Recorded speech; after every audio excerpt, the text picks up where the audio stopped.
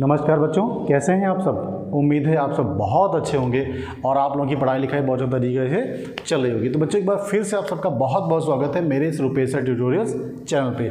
तो बच्चों आज मैं अपने इस वीडियो में आपको एक्सरसाइज 3.3 के जो बचे हुए सम्स थे उनको करवाने के लिए आपके सामने आया हूँ। मुझे पूरी उम्मीद है आपको बहुत मज़ा आने वाला है। तो आइए शुरू करते हैं। बच्चों ये क्वेश्चन मैंने पहले से लिख रखे हैं, इससे हमारा टाइम बचेगा।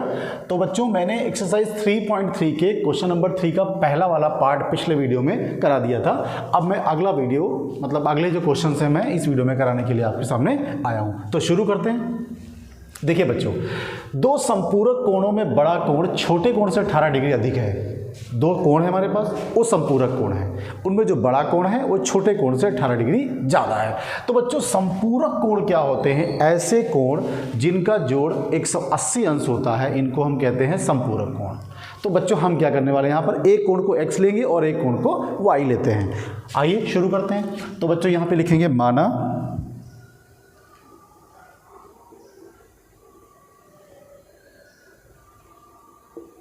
बड़ा कोण बराबर x है। ओके, छोटा कोण बराबर ले लेंगे y। अब बच्चों चूंकि ये संपूरक कोण है यहाँ पर, तो संपूरक कोण के लिए क्या करेंगे? केस 1 क्या बनेगा? x plus y is equals to 180 अंश। क्योंकि बच्चों ये संपूरक कोण है। संपूरक कोणों का योग होता है 180 अंश। अब बच्चों दूसरा केस क्या है हमारे पास यहाँ पर? बड़ा कोण जो है वो छोटे कोण से 18 ज़्यादा है। बड़ा कोण छोटे कोण से 18 ज़्यादा है। इसका मतलब बड़ा कोण माइनस छोटा कोण बराबर 18। तो इसका मतलब क्या हुआ कि जो बड़ा कोण है आपके पास और ये छोटा कोण है, इनमें 18 का अंतर है बच्चों। तो ये आपके पास दूसरा इक्वेशन बन जाता है। अब इन दोनों इक्वेशन को हम प्रतिस्थापन विधि से करने वाले हैं। तो वही प्रतिस्थापन विधि का मतलब बस्ता फेंको विधि है। यहाँ पर एक समीकरण से x या y का वैल्यू निकालिए और दूसरे इक्वेशन में आराम से रख दीजिए। चलिए शुरू करते हैं। यहाँ पर बच्चों देखिए ध्यान से, समीकरण 2 से ही यहीं से देखिए, यहाँ से आप x का वैल्यू निकालेंगे तो x इक्वल्स टू क्या हो जाएगा? 18 प्लस y हो जाएगा। आप y को उस तरफ ले जाइए। इसको बच्चों समीकरण 1 में आराम से रख दीजिए। अब समीकरण 1 हमारे पास क्या है? x plus y is equals to 180। जहां पर x है वहां पर 18 प्लस वाई रख दीजिए। ये देखिए रख दिया, कोई परेशानी नहीं, हम क्या किसी से डरते हैं। अब बच्चों देखिए वाई वाई यहाँ पर ऐड हो जाएगा, 2y हो जाएगा इक्वल्स टू 180 माइनस का 18 हो गया। अब बच्चों देखिए ज़रा, यहाँ पर आप इसमें से घटा देंगे तो आपका 162 आ जाएगा बच्चों। ये घट जाएगा आपका, सॉरी कट जाएगा आपका, 81 डिग्री आ जाएगा। तो बच्चों एक कोण हमारे पास यहाँ पर 180 अंश आ गया है। अब जरा यहाँ पर दूसरा मान निकालने वाले हैं। तो बच्चों जरा ध्यान से देखिए, चूंकि x is equals to 18 plus y है। ओके, तो x इक्वल्स टू तुम्हारे पास आएगा 18 और प्लस y का वैल्यू 81 है। तो x इक्वल्स टू 8 एक 9 हो गया और 8 एक 9 हो गया। तो ये आपका कोण आ गया। अतः कोण बराबर क्या लिख देंगे यहाँ पर? 99,81। ये दो आंसर हमारे पास मुस्कुराते हुए खिलखिलाते हुए आपके सामने आ चुके हैं बच्चों। अब क्वेश्चन नंबर 3 के जो हमारा थर्ड पार्ट है उसकी ओर हम लोग आराम से बढ़ते हैं। मेरे ख्याल से चीज़ें आपको समझ में आ रही होंगी। आप एक बार में समझ में नहीं आ रहा तो आप वीडियो को आगे पीछे करके देख सकते हैं। आप ही कहा है आराम से देखिए, एक बार नहीं 4 बार देखिए। अब क्वेश्चन नंबर 3 की तरफ बढ़ते हैं जो इसका थर्ड पार्ट है बच्चों। तो एक क्रिकेट टीम के कोच ने 7 बल्ले और 6 गेंदें खरीद डाली 3800 रुपये में। सस्ती है महंगी है? आइए, 7 बल्ले खरीदे और 6 गेंदें खरीद डाली बच्चों उसने। तो हमको यहाँ पर एक बल्ले का मूल्य और एक गेंद का मूल्य पता होना चाहिए। तो यहाँ पर क्या लिखने वाले हैं? माना एक बल्ले का मूल्य बराबर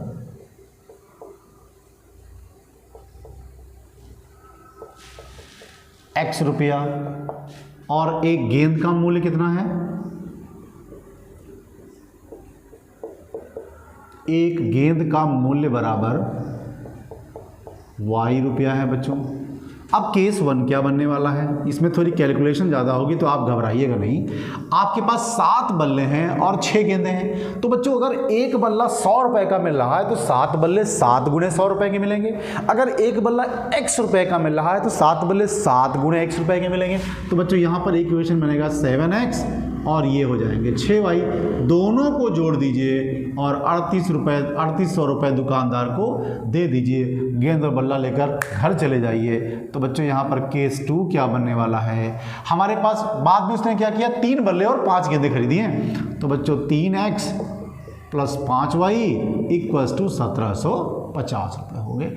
अब एक इक्वेशन ये है, एक इक्वेशन ये है, यहाँ पर वैल्यूज थोड़ा सा बड़ी है, बाकी कोई परेशानी नहीं है। अब यहाँ पर क्या करेंगे, समीकरण 2 से x या y किसी का वैल्यू निकाल लीजिए बच्चों। तो 3x is equals to 750 minus 5y, तो x इक्वल्स टू हो जाएगा 750 माइनस 5y अपॉन 3। ये वैल्यू आपके सामने मुस्कुराती हुई आ गई है बच्चों। इसको समीकरण 1 में आसानी से रख दीजिए। अब समीकरण 1 कहाँ है आपके पास, 7x plus 6y is equals to 3800। थोड़ी सी कैलकुलेशन ज़्यादा है, परेशान होने की ज़रूरत नहीं है। तो देखिए बच्चों, ऐसे आप लिख देंगे 1750 ये हो गया, माइनस का 5y हो गया, अपॉन में 3 हो गया। ये आपने x की वैल्यू यहाँ पर रख दी है। 6y हमारा ऐसे ही रहेगा और ये 3800 ऐसे रहेगा। 7 से आप इसके अंदर मल्टीप्लाई करिए तो 700 हो जाएगा, 7 × 5 = 35 हो जाएगा, हासिल 3 आएगा, 17 × 7 = 119, 3 122 हो गया बच्चों। माइनस का 35y हो गया, अपॉन में 3 आ गया, प्लस का 6y हो गया और 3800 हो गया। अब बच्चों यहाँ पर थोड़ी सी कैलकुलेशन ज़्यादा है, यहाँ पर एलसीएम ले लेंगे हम। तो हमारा एलसीएम क्या आ जाएगा बच्चों, ये एलसीएम आ जाएगा 3। अब ये देखिए 12250 माइनस का 35y और ये बच्चों हो जाएगा प्लस का 18y इज इक्वल्स टू 3800। अब क्या करने वाले बच्चों, ये हमारे हो जाएंगे माइनस। 35 में से आपको 18 घटाना है तो 15 में से 8 जाएगा, आपका 7 बचेगा, 2 में से 1 जाएगा, 1 बचेगा, वो भी माइनस का बचेगा। y प्लस 2250 इक्वल्स टू, आप इनको मल्टीप्लाई कर दीजिए, यहाँ पे हो जाएगा 0 0, थोड़ी जगह नहीं यहाँ पे है, 0 0, 3 × 8 = 24, 3 × 3 = 9 और 2 11 हो जाएगा बच्चों। अब देखिए माइनस का 17y हो गया, वहाँ पर आपका 11400 है, ये जाकर उधर घटा दीजिए तो ये हो जाएगा 12250। अब यहाँ पर बच्चों घटाने वाले हैं हम लोग। देखिए 0 में से 0 जाएगा, आपका 0 बचेगा, 5 में से 0 जाएगा, 5 बचेगा। अब यहाँ पे 12 में से 4 जाएगा, 8 बचेगा बच्चों। यहाँ पर आपका 1 बचेगा, 1 में से 1 चला जाएगा, आपका 0 बचेगा। मेरे ख्याल से यहाँ पे कुछ भी नहीं बचेगा, इतना बचेगा। ओके, तो 17 × 5 = 85 हो गया। एक 0 गड़बड़ है क्या? ओके, y का वैल्यू कितना आ गया, 50 रुपये। बच्चों सस्ती वाली गेंद है, 50 रुपये की गेंद यहाँ पर आपको मिल रही है, आप भी ले सकते हैं। अब इसका मान क्या करेंगे, देखिए जरा पर, चूंकि x का वैल्यू क्या है हमारा, x is equals to 1750 minus 5y upon 3 हो गया। x इक्वल्स टू 1750 ऐसे रहा, माइनस 5 गुणे ये हो जाएगा आपका 50। हमने यहाँ पर y की वैल्यू रख दी आसानी से। x इक्वल्स टू 1750 ये हो गया, माइनस 250 हो गया, 3 हो गया बच्चों। तो 1750 में से 250 चला जाएगा, आपका 1500 बचेगा और 3 से इसको डिवाइड करना है तो ये 500 आ जाएगा। ये x का वैल्यू 500 आ गया। तो बच्चों यहाँ पर बल्ले का मूल्य कितना है, ₹500, और गेंद का मूल्य कितना है, ₹50। इस तरह से आपका ये क्वेश्चन आपके सामने बिल्कुल मुस्कुराता हुआ हाजिर है, और आप इसको लगा कर देखिए, आपको चीज़ें आसानी से समझ में आएंगी। बच्चों थोड़ी सी कैलकुलेशन ज़्यादा थी इसमें, बट फिकर नॉट, आई एम हियर। तो यहाँ पर आप इसको स्क्रीनशॉट ले सकते हैं, इसको सॉल्व कर सकते हैं आसानी से, और मैं नेक्स्ट क्वेश्चन की ओर बढ़ने वाला हूँ। स्क्रीनशॉट हो गया होगा, मैं इसको हटाता हूँ। ज़्यादा घबराने की जरूरत नहीं है, मैंने प्रतिस्थापन विधि अपने पिछले वीडियो में बहुत अच्छी तरीके से आपको बताई है। आप वहाँ जाकर इसको क्लिक कर सकते हैं, आपको नीचे सारे वीडियो सीरियल से मिल जाएंगे और आप उनको करिए। फिर भी कोई परेशानी होती है तो आप कमेंट बॉक्स में लिखिए, मैं उन चीज़ों को दोबारा बताने की पूरी कोशिश करूँगा और बिल्कुल आपके दिमाग में चीज़ें उतर जाएंगी, आप कभी भुला नहीं पाएंगे। Okay, so don't worry, Rupesh sir is here. बढ़ते हैं नेक्स्ट क्वेश्चन की ओर। तो बच्चों मैं फिर से क्वेश्चन यहाँ पे कॉपी करने वाला हूँ, आप देखिएगा गौर से। ये क्वेश्चन बहुत ज़्यादा इंपॉर्टेंट है जो नेक्स्ट क्वेश्चन मैं लिखने वाला हूँ, ये बोर्ड एग्जाम में अक्सर पूछा जाता है। थोड़ा सा बड़ा क्वेश्चन है तो घबराइए नहीं। क्वेश्चन नंबर इसका 4 पार्ट है, यहाँ पर 3 का 4 पार्ट है। एक नगर में टैक्सी के भाड़े में, एक नगर में टैक्सी के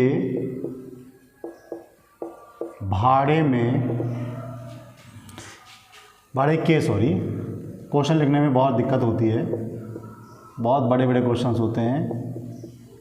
भाड़े के अतिरिक्त चली गई दूरी पर भाड़ा सम्मिलित किया जाता है। चली गई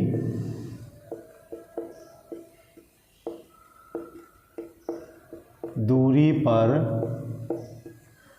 भाड़ा सम्मिलित किया जाता है। ओके, भाड़ा सम्मिलित किया जाता है। 10 किलोमीटर दूरी के लिए 105 रुपये, 10 किलोमीटर दूरी के लिए 105 रुपये व 15 किलोमीटर के लिए 155 रुपया भाड़ा है। 15 किलोमीटर का भाड़ा रुपये 155 है। नियत भाड़ा तथा प्रति किलोमीटर भाड़ा क्या है? नियत भाड़ा व प्रति किलोमीटर भाड़ा क्या है? इसके बाद बच्चों पूछ रहा है 25 किलोमीटर यात्रा के लिए कितना भाड़ा देना पड़ेगा। 25 किलोमीटर का भाड़ा आपको ज्ञात करना है।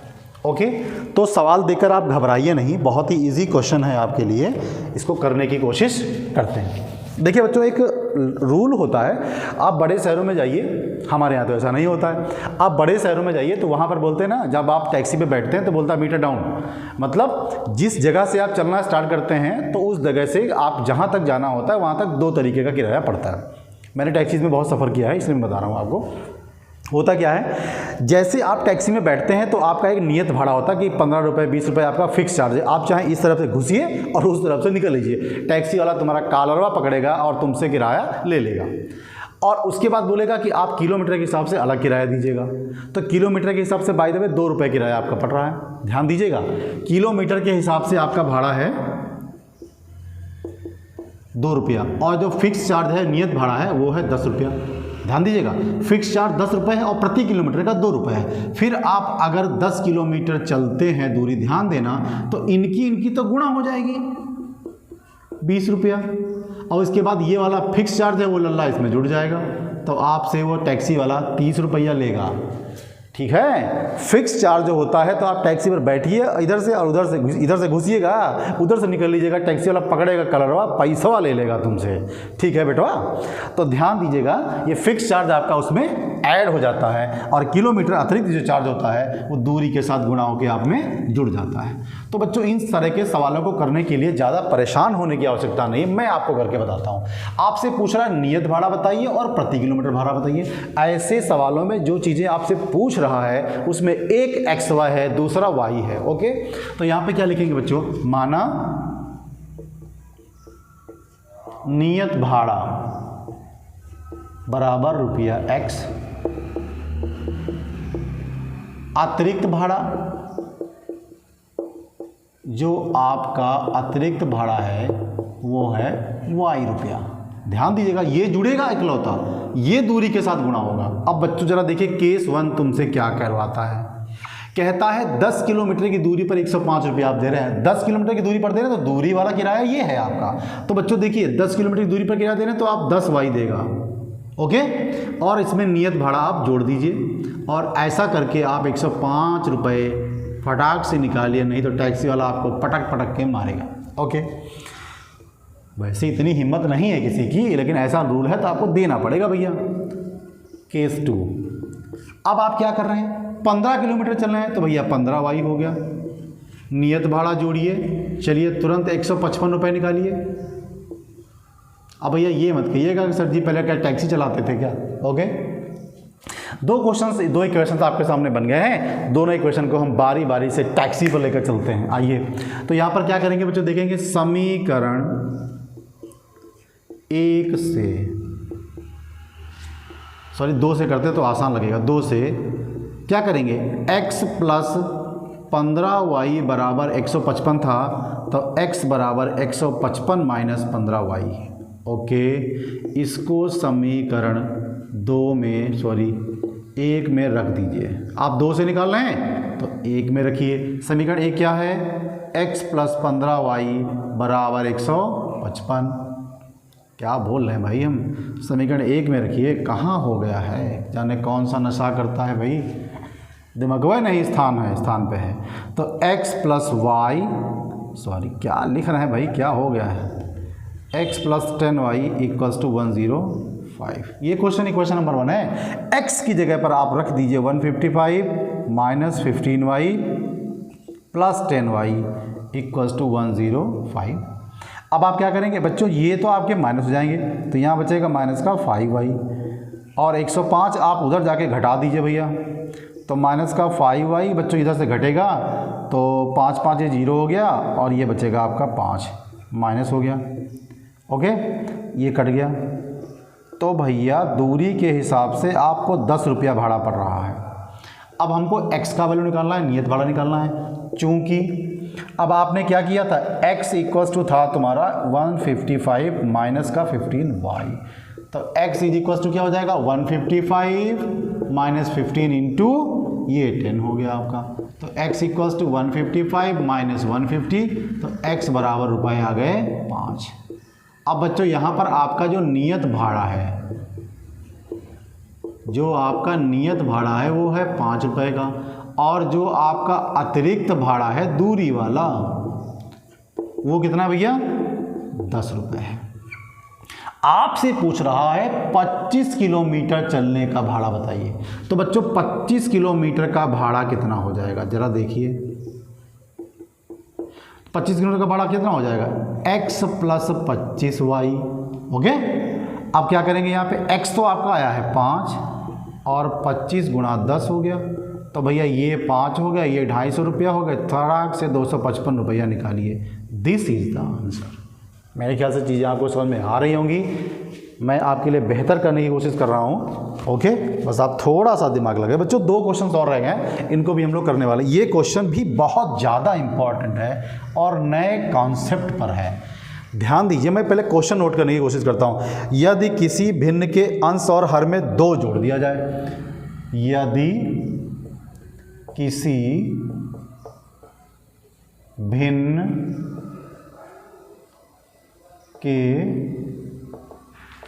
अंश व हर में 2 जोड़ दिया जाए, जोड़ दिए भैया, तो वह 9/11 हो जाती है, तो वह 9/11 हो जाती है। आप बच्चों इसको 9 2 11 मत लिख देना, जैसे आप पढ़ने के नाम पर 9 2 11 हो जाते हैं। यदि अंश और हर में 3 जोड़ दिया जाए, ध्यान दीजिए, यदि अंश व हर में 3 जोड़ दिया जाए तो 5/6 हो जाती है बच्चों। 5/6 हो जाती है। हमारी राइटिंग बहुत ही ख़राब है बच्चों, थोड़ा सा कंप्रोमाइज़ करिए। वह भिन्न ज्ञात कीजिए। ओके, वह भिन्न ज्ञात कीजिए बच्चों। आते हैं क्वेश्चन की ओर। आपको पहले पता होना चाहिए ये भिन्नवय क्या चीज़ है भैया। तो बच्चों भिन्न क्या होती है, एक चीज़ ज़रा ध्यान से देखिएगा। हम यहाँ पर पहले ले लें, एक चीज़ यहाँ पे मैं बताने की कोशिश करता हूँ। जैसे एक चीज़ ऊपर लिखी है कोई और एक चीज़ नीचे लिखी है भैया, बीच में एक लाइन खींच दीजिए। तो इस लाइन को, इसको बोलते हैं अंश और इसको बोलते हैं हर, और ये भाग की लाइन होती है बच्चों। और ये पूरी व्यवस्था, पूरा जुगाड़ जितना बना के रखा है, इसको हम कहते हैं भिन्न। ओके, यहाँ पर क्या हुआ, अंश और हर की बात चली है। तो यहाँ पर एक चीज़ हम क्या लेने वाले हैं, माना अंश बराबर x है और हर बराबर y है। तो इस तरह बच्चों भिन्न क्या हो गई, x/y। हमें ये निकालना है। अब तो आप थोड़ा सा समझ गए होंगे कि हम x/y लिखेंगे, कुछ जोड़ेंगे कुछ घटाएंगे, बराबर कर देंगे, कैंची की गुणा कर देंगे। आते हैं केस 1 की तरफ, जरा ध्यान दीजिए। पहला केस क्या है हमारे पास, यदि किसी भिन्न के अंश व हर में 2 जोड़ दें। तो बच्चों देखिए, आपके पास भिन्न ये लिखी है। अब आपने क्या किया, कहते हैं अंश और हर में 2 जोड़ दीजिए भैया। तो अंश आपका ये भैया, इसमें भी 2 जोड़ दीजिए और हर में भी 2 जोड़ दीजिए। ऐसा करने के बाद क्या हो जा रहा है, भिन्न जो आपकी है वो 9/11 हो गई। अब आप कैंची की गुणा करिए। कैंची की गुणा करने के लिए आपको कैंची लेने जाने की आवश्यकता नहीं है बच्चों, यहीं पर गुणा कर देंगे। आप इसकी गुणा इससे करिए, इसकी गुणा इससे करिए। तो बच्चों इसकी गुणा इससे करते हैं तो ये हो जाएगा 11x + 22 = 9y + 18। तो बच्चों 11x, अब y को उधर ले आइए, माइनस का 9y। अब आप 22 को उधर ले जाइए तो माइनस का 4 हो जाएगा बच्चों। ये आपके पास इक्वेशन नंबर 1 बन के आ जाती है। अब केस 2 इसका निकालते हैं भाई। फिर से वही कहानी, ये तो आपकी हो गई भिन्न। अब ये बोल रहे हैं यदि अंश व हर में 3 जोड़ दिया जाए। तो भैया 3 जोड़िए। अब आपकी भिन्न क्या बन जाती है, 5/6। कैंची की गुणा कर दीजिए बच्चों। तो यहाँ पे हो जाएगा 6x + 18 = 5y + 15। तो अक्षर एक तरफ ले आइए भैया, इसको उधर ले जाइए तो माइनस का 3 बन जाएगा। दोनों इक्वेशन आपके सामने स्माइल करती हुई आ गई हैं और आप इनको आराम से दीदार करिए इनका। अब यहाँ पर करने क्या जा रहे हैं हम, एक इक्वेशन से वैल्यू निकालेंगे, दूसरे में ठूस देंगे भैया। अब यहाँ पर आप चाहे 1 से निकालें चाहे 2 से निकालें, क्या फ़र्क पड़ने वाला है। तो यहाँ लिखेंगे समीकरण 1 से। अब समीकरण 1 आया है आपके पास 11x - 9y = -4। अब यहाँ से आप x या y किसी का वैल्यू निकालिए भैया। तो 11x हो जाएगा, यहाँ पे माइनस का 4 है, प्लस का 9y हो जाएगा। x का वैल्यू निकालेंगे तो -4 + 9y / 11 हो जाएगा भैया। तो ये रहा आपका x का वैल्यू। अब इसको आप समीकरण 2 में रख दीजिए भैया। समीकरण 2 में रखने पर समीकरण 2 हमारे पास कहाँ है, 6x - 5y = -3। जहाँ पर x विराजमान है वहाँ इनको ले जाइए। तो ये 6 हो गया भैया, -4 + का 9y / 11 -5y = -3। 6 से मल्टीप्लाई कर दीजिए तो -24 + 54y / 11 -5y = -3 हो गया। अब यहाँ एलसीएम लेना है बच्चों। ये 11 एलसीएम आ गया तो -24 + 54y माइनस और ये 55 हो गया = -3 हो गया। अब ज़रा ध्यान दीजिए, इनको घटा देंगे हम। यहाँ पर क्या करने वाले, तो -24 माइनस का y बचेगा बच्चों, और ये यहाँ पर -33 हो जाएगा। मेरे ख्याल से हम लोग कुछ गड़बड़ कर रहे हैं, नहीं कर रहे हैं, सही कर रहे हैं। -y = -33 और प्लस का 24 हो गया बच्चों। तो माइनस का y यहाँ पे कितना बचेगा, देखिए घट जाएगा, 3 में से 4 जाएगा नहीं, तो 13 में से 4 गया और घट जाएगा 9। और उसके बाद यहाँ पे क्या बचेगा, 3 बचेगा। आप एलसीएम ले चुके हैं, मतलब कैरी कर चुके हैं, तो बचेगा ही नहीं, तो माइनस का 9 बचेगा, ये हो जाएगा कैंसिल, y = 9 हो जाएगा। अब ये वाला मान समीकरण 1 में रख देंगे। समीकरण 1 में रखे या जो हम लोगों ने x की वैल्यू निकाल रखी थी वहाँ रख दीजिए। यहाँ पे लिखेंगे चूंकि x का वैल्यू कहाँ है, ये देखिए x इक्वल्स टू माइनस का 4 प्लस का 9y अपॉन 11। तो x इक्वल्स टू माइनस का 4 यहाँ रखिए, प्लस का 9 और y का 9 कर दीजिए, अपॉन का 11 कर दीजिए बच्चों। तो x इक्वल्स टू ये तो माइनस का 4 हो गया और ये हो गया प्लस का 81 अपॉन ऐसे हो गया। अब बच्चों 81 में से 4 घटा देंगे आपका 77 आएगा अपॉन 11। माइनस घटा दीजिए इनको, सॉरी काट दीजिए, तो x का वैल्यू आ गया 7। अतः जो हमने भिन्न अपने दिमाग में रखी थी वो थी x बटे वाई। तो बच्चों x का वैल्यू 7 है और y का वैल्यू 9 है, तो 7 बटे 9 इज द राइट आंसर। आइए कोशिश करते हैं कि हम लोग आज एक्सरसाइज ये ख़त्म कर दें। और हमने आपको ये सारे सम करके दिखाए हैं, सिर्फ एक सवाल इसका बचा हुआ है, मैं अभी आपके सामने करके दिखाने वाला हूँ, कहीं मत जाइएगा। तब तक आप इसका स्क्रीनशॉट ले सकते हैं ताकि मैं इसको हटा सकूँ। ओके, कोई चीज़ें कठिन नहीं है, बस आप थोड़ा सा टाइम दीजिए और थोड़ा सा दिमाग दीजिए, चीज़ें आपके लिए बहुत बेहतर हो जाएंगी। एक बार में चीज़ें समझ में नहीं आ रही हैं, आप वीडियो को 3-4 बार करके देखिए, आप ही के लिए सब बनाया गया है, आपको चीज़ें बहुत आसानी से समझ में आएंगी। बस थोड़ा सा टाइम दीजिए, थोड़ी सी कोशिश करिए। मेरे ख्याल से इतना जगह पर्याप्त है, क्वेश्चन यहाँ पे हो जाएगा, करने वाले हैं आपके लिए। लास्ट क्वेश्चन है, बहुत इंपॉर्टेंट क्वेश्चन है ये वाले, ये भी अलग कॉन्सेप्ट है थोड़ा सा। 5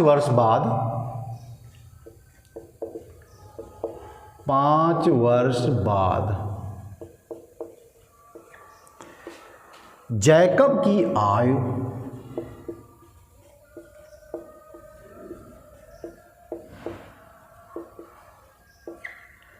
उसके पुत्र की आयु से 3 गुनी हो जाएगी भैया। उसके पुत्र की आयु की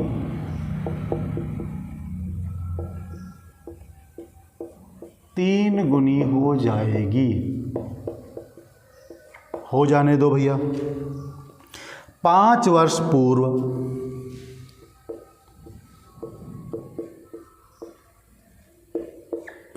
पूर्व जैकब की आयु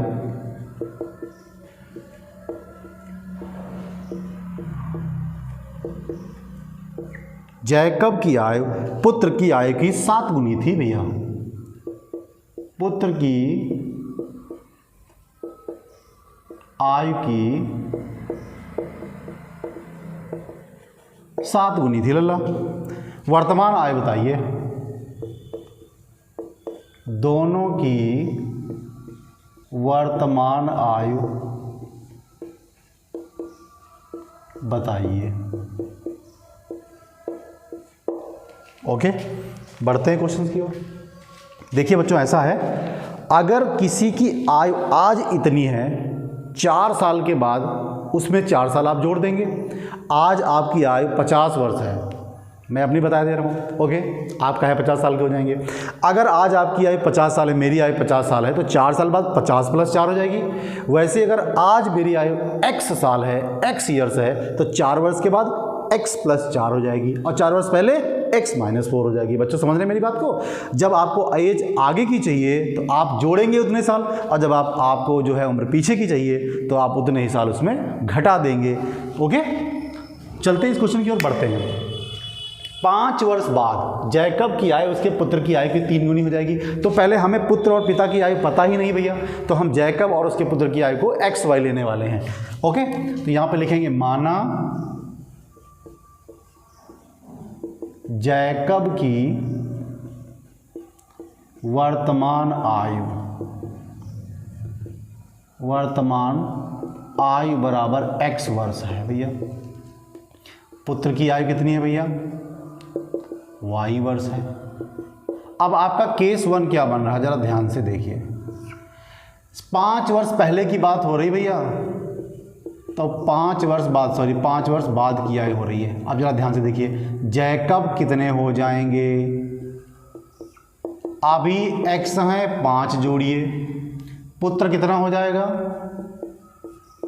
अभी y है 5 जोड़ दीजिए। अब प्रश्नानुसार क्या बनेगा जरा देखिए ध्यान से। अब प्रश्न में इनकी आयु के बीच क्या लफड़ा चल रहा है। तो भैया ये तो रहे जैकब और ये रहा उनका बेटवा, ध्यान दीजिएगा। अब ये बोले 5 वर्ष बाद जैकब की जो आयु थी वो अपने पुत्र की आयु की 3 गुनी हो जाएगी। पुत्र की आयु की 3 गुनी है तो पुत्र की आयु को ही 3 से गुना करने वाले हैं, तो ये 3 से गुना हो जाएगी। ओके, तो x + 5 = 3y + 15, तो x माइनस का 3y 5 उधर ले जाइए, घट गए 10 बच जाता है। और उसके बाद इक्वेशन नंबर 1 मिल जाता है बच्चों। मेरे ख्याल से चीज़ें आपको समझ में आ रही होंगी। अब यहाँ पर केस 2 क्या बनने वाला है। बहुत केसेस पे केसेस बनते चले जा रहे हैं, लेकिन आप पर किसी तरह का केस नहीं होगा और एग्ज़ाम में आप बिल्कुल बाइज्जत बरी हो जाएंगे। आते हैं अब यहाँ पर क्या होने वाला, 3 वर्ष पूर्व की बात हो रही है बच्चों, जरा 5 वर्ष पूर्व की बात हो रही है। तो देखिए 5 वर्ष पूर्व यहाँ पे क्या कहानी है, 5 वर्ष पूर्व क्या कहानी है भैया। तो जो जैकब हमारे हैं वो तो हैं x माइनस के 5 और उनका जो पुत्र है वो भैया y माइनस का 5 हो गया। अब यहाँ पर प्रश्नानुसार क्या कहा जा रहा है आपसे, ये तो रहे जैकब भाई और ये रहा उनका बेटवा। अब ये बोल रहे हैं जैकब की आयु पुत्र की आयु की 7 गुनी थी, तो पुत्र की आयु की 7 गुनी, तो पुत्र को 7 से गुना करिए भैया, किसी और को मत कर दीजिए। तो x - 5 = 7y माइनस का 35, तो x - 7y 5 उधर ले जाइए, घट जाएंगे, माइनस का 30 बचेगा। इक्वेशन नंबर 2 बिल्कुल रेडी है। अब इन दोनों इक्वेशंस को हम लोग यहाँ पर सॉल्व करने वाले हैं बच्चों। तो हमारे पास स्पेस कम है, मैं इसको थोड़ा इरेज करूँगा, आप थोड़ा सा इंतज़ार करिए। बिल्कुल देसी डस्टर है हमारे पास, सब कुछ बिगाड़ देगा। ओके, बस आपका कुछ नहीं बिगाड़ेगा, आपके लिए बिल्कुल फ़ायदेमंद रहेगा, इस बात से बिल्कुल निश्चिंत रहिए, वादा है मेरा। आइए शुरू करते हैं। अब आपके पास ये इक्वेशन है, एक ये इक्वेशन। तो अब हम क्या करने वाले हैं, इक्वेशन 1 या इक्वेशन 2 से कहीं से भी वैल्यू आप निकालिए। तो बच्चों यहाँ पर लिखने वाले हैं समीकरण 1 से, समीकरण 1 से। तो बच्चों x माइनस का 3y = 10 है हमारे पास, यही तो है क्वेश्चन। तो x = 10 + 3y, ये वैल्यू आ गई, इसको समीकरण 2 में रख दीजिए भैया। अब समीकरण 2 कहाँ है, x माइनस, ये इक्वेशन 2 है। अब जहां पर x है वहां पर रख दीजिए 10 + 3y माइनस का 7y = माइनस का 30। बच्चों ये दोनों घट जाएंगे, तो 10 - 4y = माइनस का 30। ये उधर आप ले जाएंगे तो ये माइनस का 4y, ये उधर जाके ऐड हो जाएगा, माइनस का 40, ये कैंसिल, ये आपका 10 आ गया। तो y हो गया आपका 10। भैया बेटवा 10 साल का है अभी। अब जैकबवा देखिएगा जरा कितना है। तो यहाँ पर क्या करेंगे, चूंकि आप क्या करेंगे, ओके मैं यहाँ पर देख सकता हूँ, यहाँ से देख सकता हूँ। तो x = क्या है हमारा 10 + 3y, आप y रख दीजिए, 3 × 10 हो गया। तो x = 10 + 30 हो गया, x = 40 ईयर्स आ गया। आपके पास जो जैकब की उम्र है भैया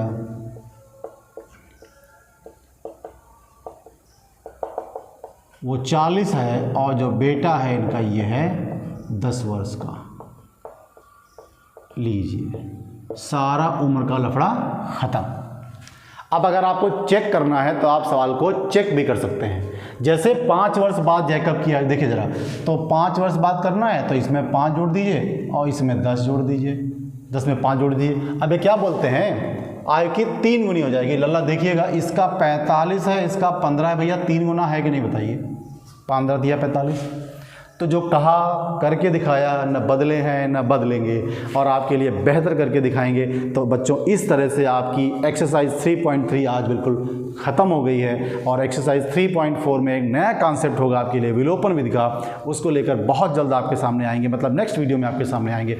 और तब तक के लिए आपको बहुत बहुत शुभकामनाएं। और चलते चलते बस एक बात फिर से कहनी है, हमसे जुड़ते जाइए और हमारे चैनल को सब्सक्राइब करिए। एक लोग कम से कम 10 लोग को तो आसानी से जोड़ सकते हैं, और ऐसा करते करते हमारा परिवार बढ़ जाएगा और जैसे परिवार हमारा बढ़ेगा हमको ताकत मिलेगी और हम आपके लिए बेहतर से बेहतर करने के लिए पूरी तरह प्रतिबद्ध हैं। और इसी बात से आपको मैं आश्वस्त करता हूं और वह यकीन दिलाता हूं कि आप कहीं मत जाइए, मैं आपके लिए पूरा कोर्स कराने वाला हूं और आपके लिए बहुत बेहतर करने वाला हूं। जय हिंद।